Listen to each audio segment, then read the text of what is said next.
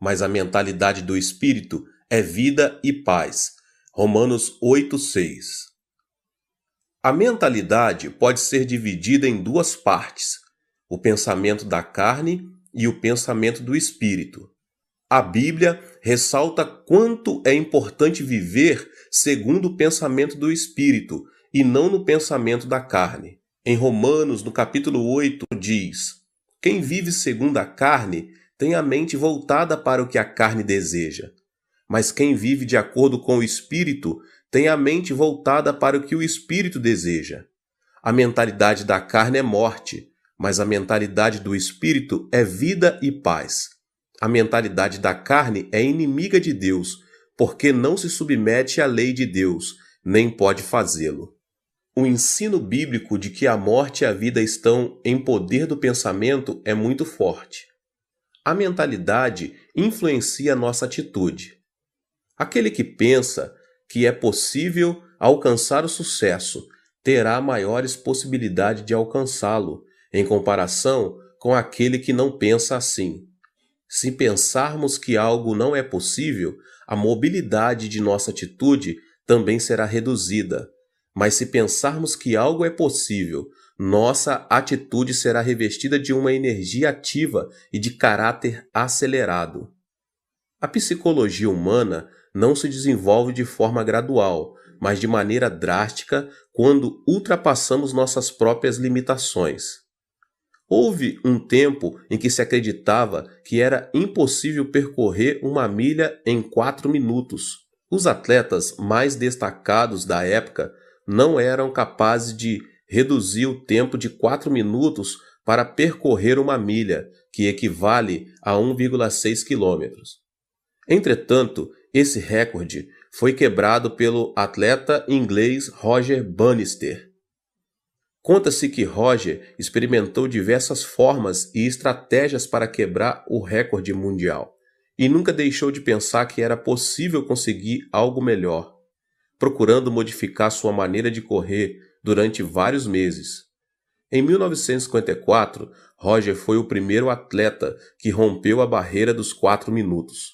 A partir daí, as corridas de média distância deram início a um novo período de desenvolvimento. Entretanto, os demais atletas não tentaram mudar este estilo de correr. O que Bannister fez foi mudar a mentalidade de não é possível para sim, é possível. Essa mentalidade é que produz uma mentalidade de atitude. Acreditar que é possível conseguir algo abre uma nova possibilidade para uma atitude diferente. A mentalidade influencia o nosso corpo. Ao imaginar uma cena que vimos num filme ou lemos um livro, jornal ou revista, ocorre uma reação física em nosso corpo. Por exemplo, uma imagem cômica nos faz sentir mais leves e ativos. Uma imagem de um filme de terror acelera os batimentos cardíacos, ao passo que uma imagem romântica causa excitação. É por esse motivo que os esportistas primeiro disciplinam mentalmente, para depois dar início ao treinamento físico. Existe uma forte inter-relação entre a mentalidade e a reação física. Os treinadores e preparadores físicos fazem todo tipo de esforço para motivar sua equipe. Os praticantes de tiro ao alvo se disciplinam mentalmente com a finalidade de obter calma e autoconfiança. Os atletas e nadadores são disciplinados a prever sua capacidade competitiva. Segundo estudos realizados, esse tipo de disciplina produz contração muscular no momento da competição. A atitude mental influencia também a saúde física. Uma pessoa que padece de câncer viverá de acordo com o seu pensamento sobre isso. Ou seja, aqueles pacientes que pensam constantemente em sua morte não vivem por muito tempo, o que é totalmente diferente daqueles que pensam positivamente e não perdem a esperança. A mentalidade produz resultados positivos quanto negativos. Ela é algo invisível aos nossos olhos. Entretanto, é um elemento importante da 4ª dimensão que determina a 3ª dimensão. Mude sua mentalidade e verá como sua vida será transformada como resultado dessa mudança. Há 4 passos para a mudança da mentalidade. O passo número 1. Pense como Deus pensa. O otimismo incondicional é uma mentalidade humana. Incorpore a maneira de Deus pensar a sua por meio da meditação na palavra. Examine, esquadrinhe, arrependa-se e mude sua mentalidade por meio da oração. A mentalidade influencia a emoção, a atitude e também nosso corpo físico. O pensamento positivo é um elemento que pertence à quarta dimensão humana, mas também não é uma chave mestra que soluciona todos os nossos problemas. Uma mentalidade forte se baseia na palavra, no espírito e em nossas orações. A palavra e a oração inspirada pelo Espírito Santo são elementos poderosos que transformam as circunstâncias da terceira dimensão, pois o Espírito as vê a partir de uma perspectiva negativa, positiva e neutra, com a finalidade de chegar a uma nova alternativa e conclusão. Devemos procurar ter uma mentalidade subordinada a Deus e não uma mentalidade humana. Aplique a palavra de Deus à sua mentalidade. A palavra tem um poder gigantesco. Todas as coisas, além de todos os milagres e prodígios, foram produzidos pela palavra de Deus. Jesus fez uso da palavra para vencer a tentação do diabo no deserto. Uma transformação extraordinária acontecerá em sua vida, se tão somente conseguirmos aplicar a palavra poderosa de Deus à nossa mentalidade. Uma mudança extraordinária acontecerá em nossa vida, se tão somente conseguirmos aplicar a palavra poderosa de Deus à nossa mentalidade. Devemos nos aproximar da palavra, mas não nos contentarmos somente em lê-la. Precisamos usar a palavra como arma poderosa quando mais necessitarmos dela. Contudo, para isso temos de memorizá-la. A palavra é uma arma mais poderosa de guerra espiritual contra as potestades demoníacas. É importante estabelecer um plano, memorizar uma vez e depois novamente. Não se esqueça de seguir esse processo de aprendizagem, pois dessa maneira terá em suas mãos a espada do Espírito Santo. O passo seguinte é a meditação. Como é feliz aquele que não segue o conselho dos ímpios, não imita a conduta dos pecadores, nem se assenta na roda dos zombadores. Ao contrário, sua satisfação está na lei do Senhor, e nessa lei medita dia e noite. Salmos 1, 1 e 2. A meditação nos ajuda a entender e aplicar a palavra em nossa vida diária. Esforce-se em meditar na palavra de Deus em todo tempo e lugar. Medite na palavra de Deus no momento em que estiver ouvindo, lendo, estudando e memorizando. E você verá que tanto sua mentalidade como sua fé aumentarão a cada dia. Foi comovente ler o livro que um dos professores da escola bíblica de minha igreja escreveu. Jeon Mun-sik, ele era um presidente da Erac Electronics, começou a trabalhar fundamentando os dois princípios: assistir aos cultos todos os domingos e servir como professor da escola bíblica. Em consequência disso, abandonou seu trabalho, que requeria jornada integral, incluindo domingo, e abriu sua própria empresa.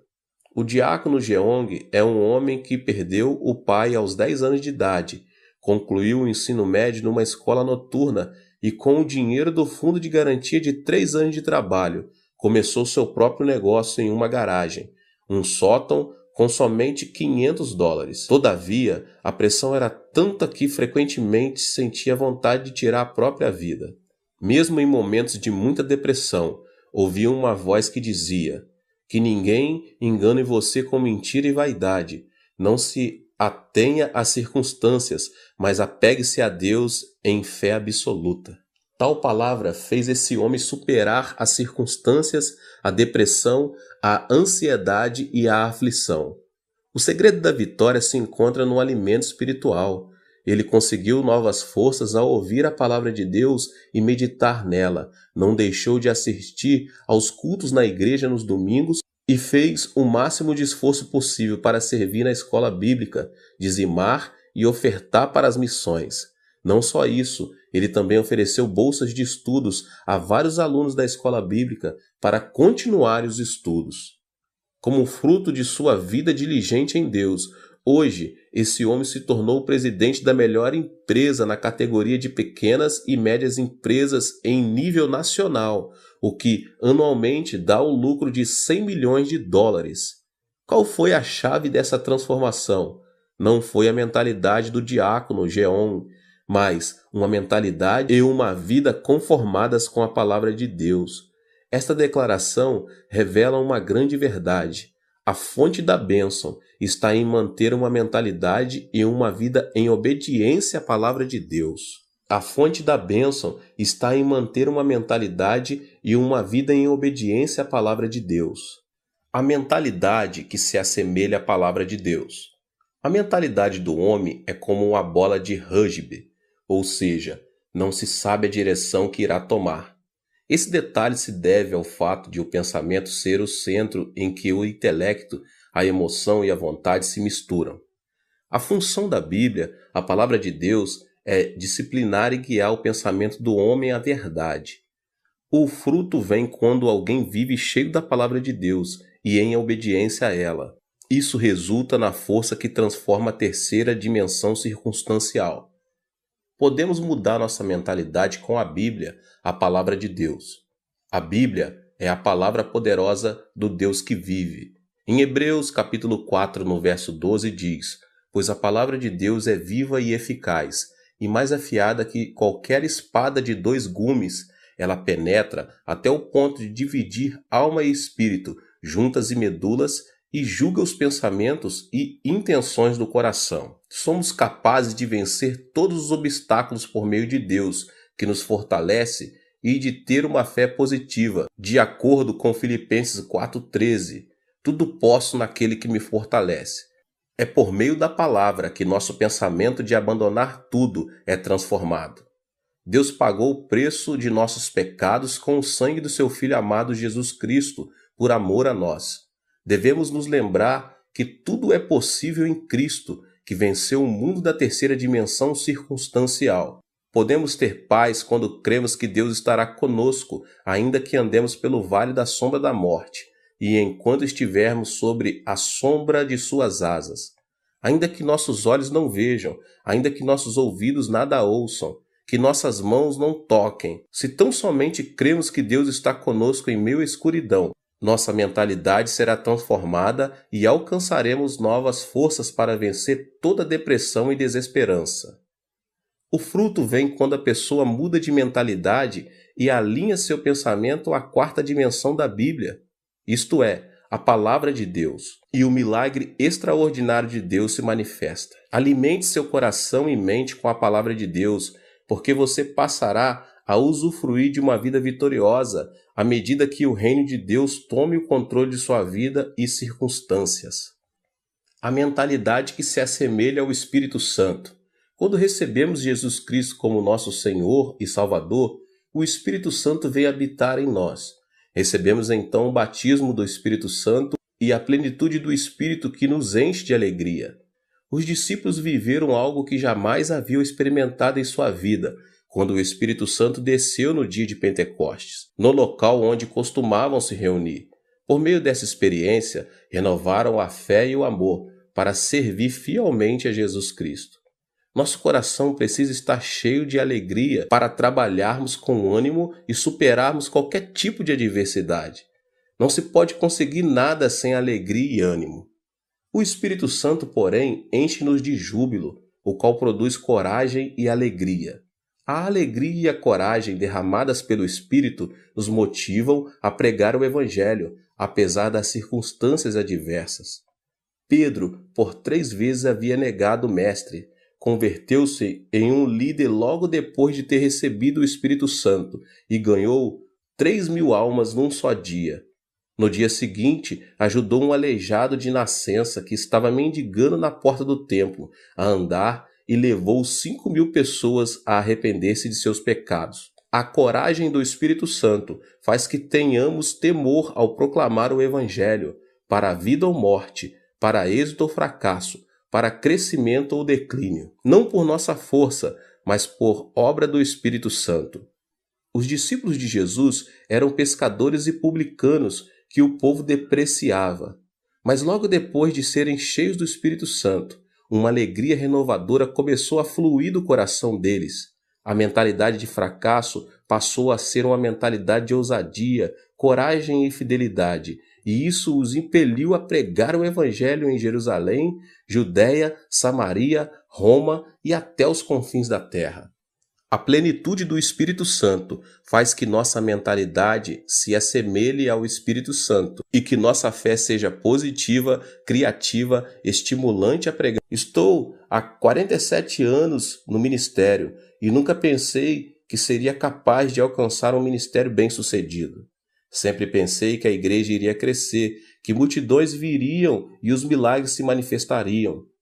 Cada vez que um pensamento negativo e frustrante atravessava na minha mente, eu os repreendia, confessava que Deus trabalha todas as coisas para o bem e mudava a minha forma de pensar.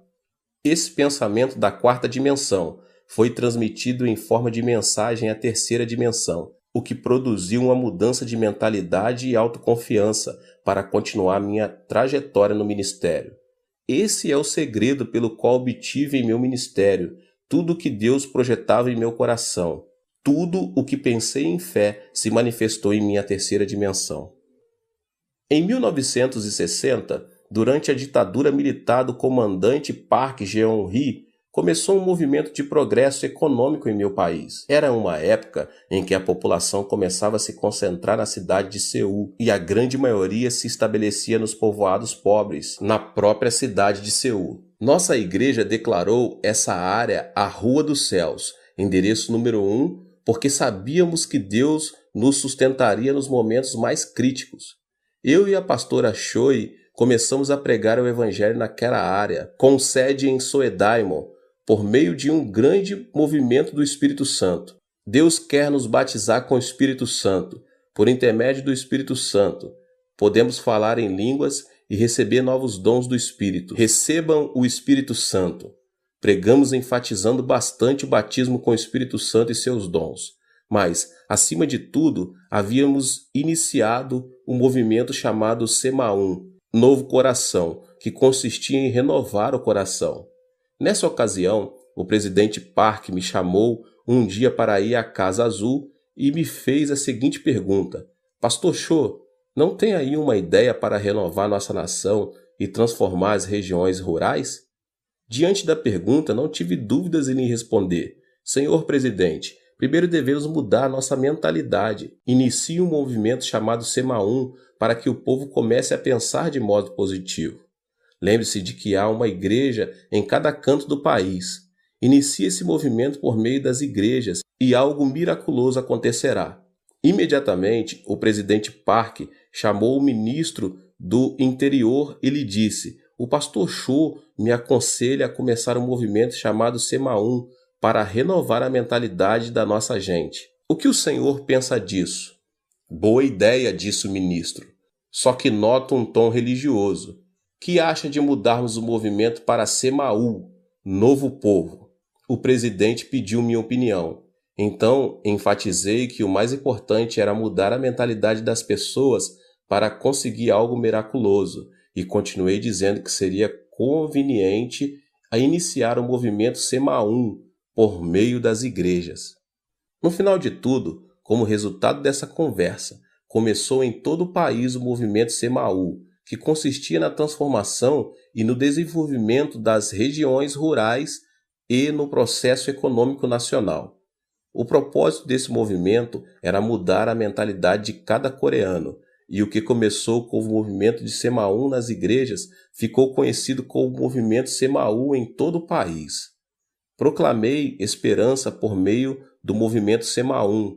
Em 2 Coríntios, capítulo 5, verso 17, lemos: Portanto, se alguém está em Cristo, é nova criação. As coisas antigas já passaram, eis que surgiram coisas novas. Anunciei o Deus de bondade para desfazer todos os pensamentos negativos do coração do nosso povo e disse: tenha uma fé positiva, essa fé que diz: é possível, podemos fazer e vamos fazer. Não pense que é impossível, que não podemos fazer, mas sim creia no milagre do Senhor. Era uma época muito difícil e viver com lógica se apresentava como algo impossível. Foi nesses momentos críticos que me levantei para pregar: creia no milagre. O Deus que dividiu o Mar Vermelho e destruiu os muros de Jericó está conosco neste momento. A pobreza desaparecerá e a bênção virá. Esperem o milagre pela fé. Eu os exortava dizendo que deviam confessar a palavra de Deus, conceber sonhos e ter fé no Senhor. Estes eram os versículos com os que mais eu exortava as pessoas a confessarem com a boca. Filipenses 4,13. Tudo posso naquele que me fortalece. Romanos 8,28. Sabemos que Deus age em todas as coisas para o bem daqueles que o amam, dos que foram chamados de acordo com seu propósito. Marcos 9,23. Se podes, disse Jesus, tudo é possível ao que crer. No início, as pessoas tomavam a confissão da palavra de Deus como algo excêntrico.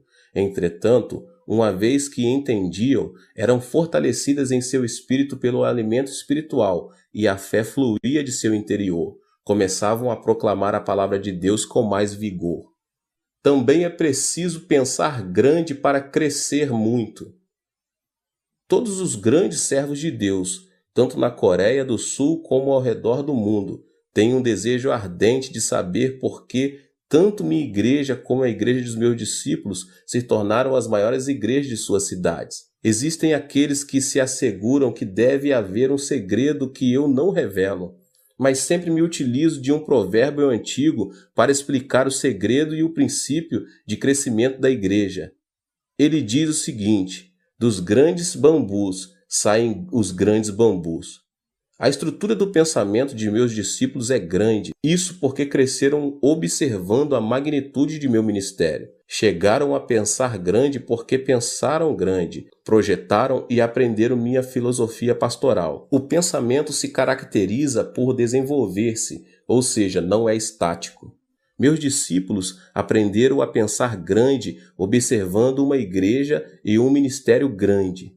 O desenvolvimento do pensamento se correlaciona diretamente à quantidade e à qualidade do pensamento. Isso se deve ao fato de o pensamento do homem possuir um poder criativo. Com isso, não quero dizer que o ministério deve ser julgado segundo seu tamanho. As igrejas pequenas das zonas rurais também estão debaixo da vontade e soberania de Deus. Mas quero, sim, afirmar que a magnitude do pensamento determina nossa realidade física. Em outras palavras, existe uma maior possibilidade de quem pensa pequeno obter frutos pequenos e de que quem pensa grande obter frutos grandes. O que é fundamental aqui é a pessoa ser positiva e ativa em procurar desenvolver seu pensamento da quarta dimensão dentro da esfera dos seus sonhos. Pensar grande não resulta automaticamente em um grande fruto. O pensamento é apenas um começo. A seguir, deve haver uma ação que o sustente. Por exemplo, um agricultor não deve esperar uma colheita abundante sem ter semeado. Se deseja colher, primeiro deve semear. Ao refletir sobre meus 47 anos de ministério, devo admitir que não somente pensei grande, mas também me esforcei ao máximo em oração, consagração e estudo, com a finalidade de alcançar o desejo do meu pensamento. O trabalho árduo e a consagração são fundamentais para que o pensamento se torne realidade. Mude seu pensamento com um programa positivo. A Bíblia afirma que o que se vê foi feito do que é invisível. Ou seja, a terceira dimensão visível não é produto da terceira dimensão visível, mas está debaixo da influência da quarta dimensão invisível. A pessoa que pensar negativamente na quarta dimensão enfrentará situações negativas. Em contrapartida, a pessoa que pensar positivamente irá deparar com boas obras, segundo o seu pensamento. Nosso corpo é uma habitação onde está o computador da quarta dimensão. Um dos elementos que programam esse computador é o pensamento. A mentalidade produz ondas do mundo da quarta dimensão que influenciam a terceira e acabam imprimindo resultado em nossa vida. O que obtemos impresso é consequência do programa que instalamos. Por exemplo, um programa que contém a tristeza e doença transmitirá programas de doença e tristeza. tanto em nosso corpo como em nossa vida, elementos que pertencem à terceira dimensão. O pensamento de depressão, de ira, faz funcionar automaticamente um programa que produz estresse e enfermidades. Por outro lado, a pessoa que instala o programa de sua mentalidade com pensamentos positivos irá deparar com circunstâncias positivas na terceira dimensão. Pensar que sou saudável, feliz e que me sinto bem influencia a terceira dimensão e produz satisfação, vitalidade e energia. Também é importante ter uma mentalidade afirmativa, a qual consiste no pensamento positivo de confessar que algo é possível. Não devemos permitir que nossos lábios confessem: não é possível, não posso, não sirvo, sou um fracasso. Uma pessoa ativa sempre diz: é possível, tudo é possível ao que crer. A pessoa que tem uma mentalidade ativa se caracteriza por sua convicção. Não pense que fracassará, mas pense que é possível, que você pode e vai fazer. Estabeleça metas e comece a trabalhar. Não deixe de pensar no sucesso e leve em consideração que, ainda que o justo caia 7 vezes, tornará a erguer-se. Provérbios 20. Por causa da queda de Adão, o pensamento do homem está repleto de elementos negativos. Se não quebrarmos a ira, a desesperança e a frustração, elas continuarão crescendo incontrolavelmente. O pensamento do ser humano é composto por elementos negativos por causa da sua própria natureza decaída. Por isso, um pensamento negativo atrai outro pensamento negativo em uma reação em cadeia. A constituição do pensamento humano contém elementos negativos e destrutivos, os quais são o ódio, a ira, o terror, a ansiedade, a tristeza, a frustração, o pecado e as marés do mundanismo. Para ter uma vida vitoriosa, devemos, em primeiro lugar, mudar a constituição da nossa mentalidade. Ela depende da influência externa. A constituição de uma mentalidade é de caráter obediente quanto à sua relação com fatores externos de influência. Devemos fazer que nossa mentalidade seja influenciada por circunstâncias positivas, criativas e produtivas. Também devemos quebrar todos os elementos que destroem nosso pensamento da quarta dimensão, tais como a ira, o medo, as circunstâncias negativas e outras coisas mais. Eu quero ministrar sobre esses 3 elementos hoje. O primeiro elemento que destrói o pensamento é a ira. Então, em primeiro lugar, quebre a ira. A ira do coração produz um programa negativo. Uma ira produz outra ira, e assim sucessivamente. Provérbios, capítulo 15, verso 18 diz: o homem irritável provoca dissensão, mas quem é paciente acalma a discussão. A ira não leva em conta a justiça de Deus.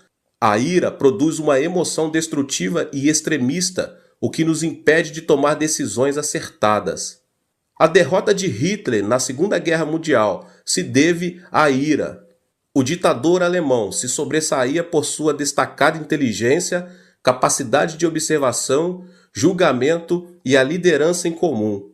Mas, por causa do seu caráter irascível, seus subordinados não se animavam a lhe dar informações que o irritassem. Quando estava em plena batalha contra os ingleses e os franceses, tirou a arma principal da zona norte de combate e a colocou na antiga União Soviética, o que se revelou uma decisão infeliz e lhe custou a derrota.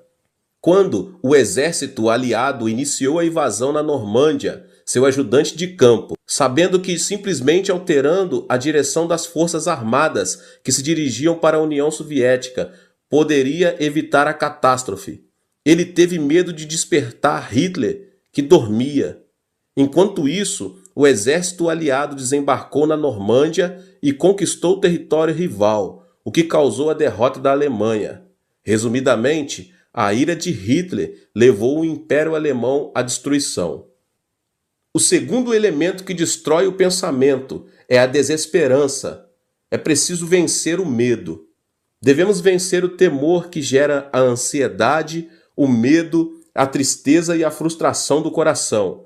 visto que essas emoções reduzem a esperança e a vitalidade e nos fazem cair num poço de depressão. Em 1 João 4,18 diz: "No amor não há medo. Ao contrário, o perfeito amor expulsa o medo, porque o medo supõe castigo. Aquele que tem medo não está aperfeiçoado no amor.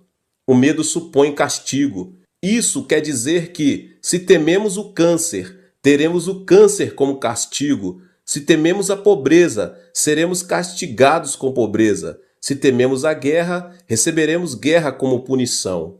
O medo da tristeza tira a esperança do coração. A tristeza é como uma chuva que molha e inunda o coração. De modo que, se uma pessoa guarda a tristeza em seu coração, sua vida se tornará negativa e a pessoa ficará exposta à desesperança. A tristeza é inevitável nesta vida.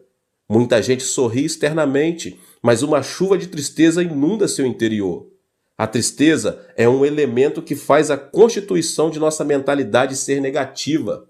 O medo da frustração também tira o desejo de viver. O único caminho para superar a ansiedade e a frustração em meio à aflição é ter esperança em Deus, somente em Deus. O terceiro elemento que destrói o pensamento é a frustração. É preciso superar as circunstâncias negativas. Todos nós nascemos em um mundo negativo. Vivemos em um mundo onde a maldição sobeja e alcança nosso ser, uma vez que pecamos contra Deus e fomos destituídos do jardim do Éden. Crescemos em um ambiente em que se proclama que é impossível, que não podemos e que viver significa sofrer. Os telejornais informam notícias negativas, dentre as quais a corrupção política, a evasão fiscal, os escândalos financeiros por parte das empresas e outras coisas mais. As telenovelas tratam sobre o romance imoral e a devastação da família. Estamos tão contaminados que chegamos a nos sentir entediados se vemos programas que edificam. Dessa forma, nascemos em um ambiente negativo, vivemos em um ambiente negativo e o diabo não para de nos influenciar com pensamentos negativos. O problema é que uma mentalidade negativa não serve como fundamento para uma vida bem-sucedida. A mentalidade é um vaso que Deus usa. Não podemos esperar que Deus trabalhe se pensamos negativamente. Cada vez que prego, como agora, procuro transformar a quarta dimensão de cada membro, principalmente por meio de uma renovação da mente. Necessitamos curar a mentalidade da quarta dimensão das pessoas para que deem frutos positivos. Uma mentalidade que necessita de cura não pode ver a vida de maneira positiva e criativa. O barco da vida está destinado ao naufrágio, a menos que a pessoa se deixe se ater à sua própria impotência e à desesperança das circunstâncias. Não existe uma pessoa no mundo que não seja capaz. O problema está em a pessoa supervalorizar sua limitação, com pensamentos negativos e cair, dessa forma, em um abismo de depressão. Mas aquele que supera as circunstâncias e pensa positiva, ativa, criativa e produtivamente, comerá o fruto de seu pensamento. Existe uma marcante diferença entre a situação visível e a realidade. As muralhas da cidade são enormes, seus habitantes parecem gigantes e parecemos gafanhotos comparados a eles. Além disso, a terra parece ser um deserto. A situação visível, porém, pode ser muito distinta da realidade. Por exemplo, à primeira vista, a terra parece ser plana, mesmo quando observada de um monte alto. Por essa razão, os homens da antiguidade diziam que não era aconselhável distanciar-se demais de seu território e, quando viajavam de barco, que não deviam se afastar muito da costa. Isso porque preconcebiam que na beira do plano havia um abismo. Todavia, a realidade é totalmente distinta. Atualmente, todos sabemos que a Terra é redonda. Sendo assim, a situação visível nem sempre coincide com a realidade. A Terra parece permanecer estática. Isso se deve ao fato de ela não oscilar nem vibrar bruscamente ao ponto de percebermos. No entanto, a Terra está em movimento de rotação sobre seu próprio eixo e dá voltas ao redor do Sol a uma velocidade incrível, apesar de não observarmos nem sentirmos que isso está acontecendo. Podemos experimentar um milagre quando abandonamos preconceitos e sentimentos e vivemos com uma mentalidade que supera as circunstâncias e os sentidos. A mentalidade é um elemento da quarta dimensão que precede as circunstâncias e os sentidos. Podemos superar as circunstâncias e ser transformados pela cruz de Jesus Cristo todos os dias. A cruz é o poder que ressuscita os mortos, a força que chama as coisas que não são como se já fossem, e o poder que transforma a desesperança em esperança. A mentalidade da quarta dimensão, que supera as circunstâncias e que se obtém por meio da cruz do Calvário, é a força motriz que transforma o pensamento. Eu sempre digo, pense no evangelho quíntuplo e na bênção tripla. Você é uma pessoa próspera. Pense na riqueza. Guarde o evangelho e o regozijo da prosperidade no depósito do seu pensamento. Sempre ensinei meus membros a pensar no evangelho quíntuplo e na bênção tripla. A Bíblia ensina a pensar em tudo que for puro, tudo que for amável, tudo que for de boa fama. Filipenses 4:8. Por isso, nunca deixo de pensar no evangelho quíntuplo e na bênção tripla. Fui perdoado e justificado. Sou uma pessoa santa e cheia do Espírito Santo. Fui curado, fui liberto da maldição, recebi a bênção da vida eterna e nunca deixo de pensar que sou uma pessoa próspera e saudável, assim como prospera a minha alma. A confissão da palavra significa que, se enchemos a quarta dimensão com vitória, êxito, riqueza e prosperidade, será isso mesmo que se manifestará no plano tridimensional. Encha seu pensamento com vitória todos os dias, com êxito e riqueza, porque você já os tem. Durante a guerra, minha nação sofreu uma devastação total. Na época, quando chegava um trem com uma carga de carvão, as pessoas quase instantânea e automaticamente faziam um grande tumulto no intuito de conseguir um pouco desse carvão. Mas isso era dificultado pelos militares. Era um dia desses, como de costume. Um grande tumulto foi gerado ao redor dos vagões de um trem. Quando consegui ver um menino de 10 anos de idade que baixava grandes quantidades de carvão, enquanto seu pai os empilhava no chão. Mas uma porção grande de carvão caíra e estava debaixo do vagão de carga. De repente, ao ouvir os passos dos militares, as pessoas começaram a descer do trem. Foi então que, no intuito de ficar com essa grande porção de carvão, o menino enfiou-se debaixo do vagão, até que se ouviu um ruído do movimento do trem. As pessoas começaram a gritar. No entanto, ninguém se arriscava a se aproximar do trem para salvar a vida do menino. Então, de repente, um homem correu em sua direção. Era seu pai. O homem conseguiu tirar o menino, mas não pôde sair a tempo, e o acidente lhe custou a vida. Morreu instantaneamente. Mesmo agora, quando penso naquele incidente, tenho uma sensação de terror. O pai do menino, sabendo que morreria em questão de segundos, logo depois de tirar o filho, fez sinal com a mão para que ele se afastasse o mais distante possível. O trem arrancou e o pai do menino morreu. Pensei, por que esse homem salvou a vida do menino, sabendo que poderia vir a morrer? Ele não poderia continuar vivendo e ter outros filhos? Porque deu a vida por seu filho. Eu era apenas um aluno da escola secundária e não conseguia entender o que os pais sentem por seus filhos. Mas hoje que sou pai de 3 filhos, posso entender o porquê. Não existe uma teoria ou lógica que explique o amor de um pai. O amor é mais forte que a morte e impulsiona a pessoa a dar a vida por seu filho. Aquele homem sacrificou a vida por amor a seu filho, mesmo tendo a possibilidade de manter-se indiferente e assim salvar-se.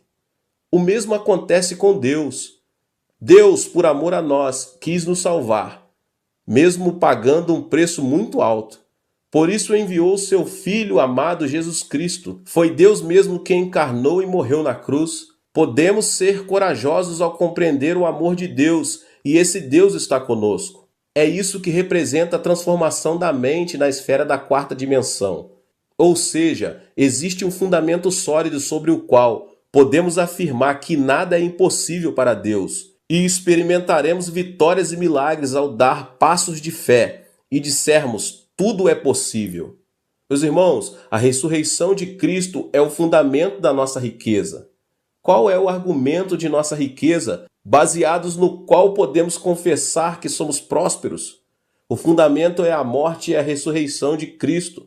O amor de Deus foi revelado por meio da cruz, pois a cruz revela o coração de Deus, que nos amou de tal modo que deu o seu Filho Jesus Cristo por nós. Toda frustração e desesperança são lançadas fora, se tão somente abraçarmos a cruz. A cruz desfaz a morte e o Hades, faz resplandecer sobre nós a glória da ressurreição. A esperança e a riqueza da morte e ressurreição da cruz transformam a água amarga da frustração e da desesperança em água doce. Romanos 8, do 35 ao 39 diz: quem nos separará do amor de Cristo? Será tribulação ou angústia, ou perseguição, ou fome, ou nudez, ou perigo, ou espada?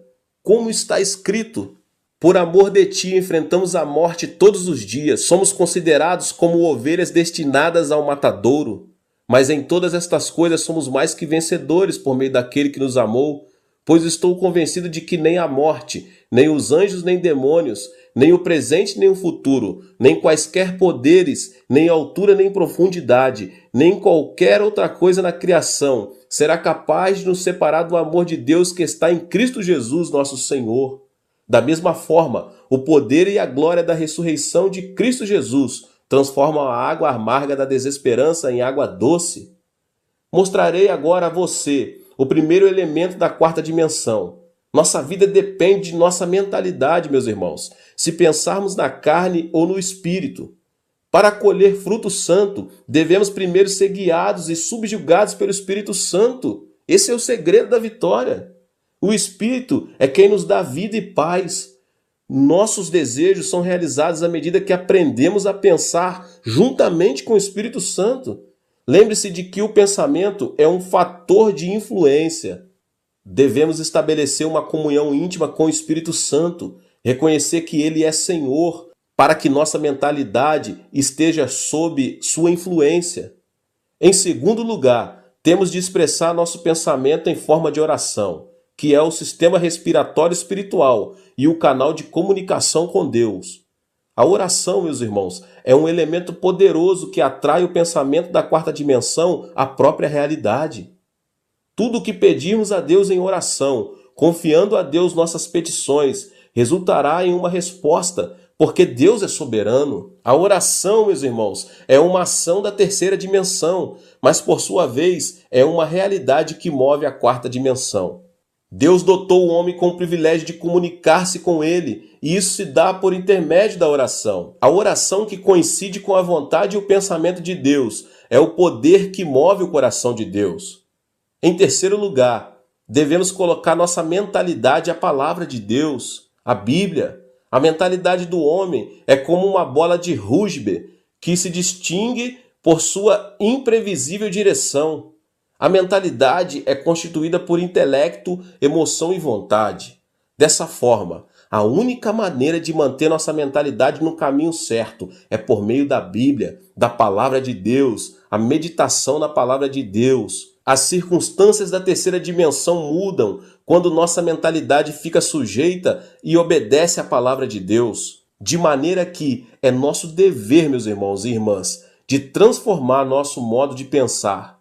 Nossa vida, se for cheia de pensamentos de Deus, será constituída por dias de grandes alegrias e esperança, como aquele sol que nunca deixa de resplandecer. Aleluia, glória a Deus.